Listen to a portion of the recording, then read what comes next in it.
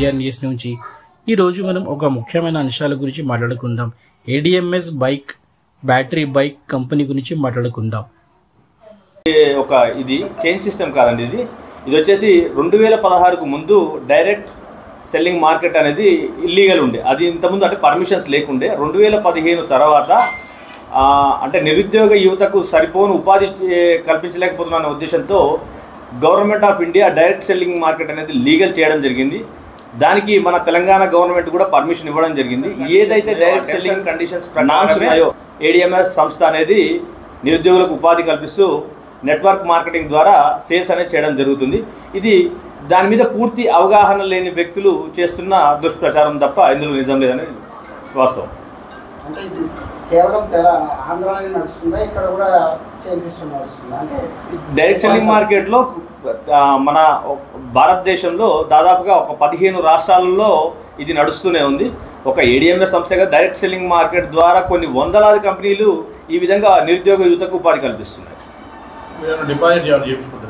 Deposits ఏమి ఉండవండి. ఇప్పుడు ఏడిఎంఎస్ దాంట్లో వచ్చేసి వెహికల్ బుకింగ్ పర్పస్ తీసుకుంటున్న అమౌంటే వాళ్ళు సపోజ్ ఒక వెహికల్ వచ్చేసి ₹1,00,000 ఉందనుకోండి, వాళ్ళు 15,000తో బుకింగ్ చేసుకుంటారు. ఫర్దర్ అమౌంట్ వాళ్ళు 85,000 కూడా వెంటనే పే చేస్తే వెంటనే ఇచ్చేస్తారు. లేదు వాళ్ళ తర్వాత ఎప్పుడు పే చేసినా ₹15,000 లెస్ చేసి వాళ్ళకి వెహికల్ ఇవ్వడం జరుగుతుంది. వీళ్ళు దీని ద్వారా నెట్వర్క్ మార్కెటింగ్లోకి వచ్చేసి డైరెక్ట్ సెల్లింగ్లో వాళ్ళు ఏదైనా వెహికల్ సేల్స్ చేస్తే వాళ్ళకు ఏదైతే సేల్ చేసిన వెహికల్ మీద కొంత కమిషన్ రూపంలో వస్తుంది. అంటే వాళ్ళకి ఎటువంటి సాలరీస్ ఇవ్వము.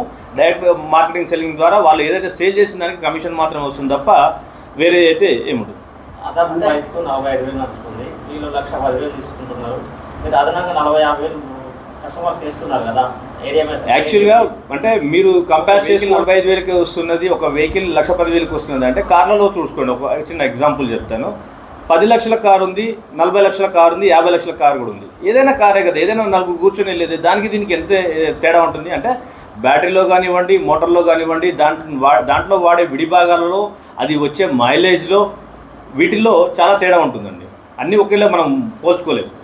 అలా అంటే ఇప్పుడు ఈ సేలింగ్ డైరెక్ట్ సేలింగ్ దానికి ఆర్బీఐ నామ్స్ ప్రకారం మీ దగ్గర అథెంటిక్గా ఉందండి. ఆర్బీఐ నామ్స్ ప్రకారమే మేము ప్రతిదానికి జిఎస్టీ పే చేస్తున్నాము, ఐటీ పే చేస్తున్నాము, టీడీఎస్ కూడా పే చేస్తున్నాం.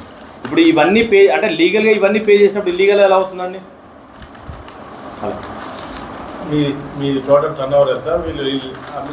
కంపెనీ టర్న్ ఓవర్ వచ్చేసి 300 కోట్లు అండి. అంటే భారతదేశం మొత్తంగా 300 కోట్ల టర్న్ ఓవర్ ఉంటుందండి కంపెనీకి వచ్చేసి. కానీ మన వాళ్ళు రాసింది 40,000 కోట్లు అండి. హాస్యాస్పదంగా ఉంది.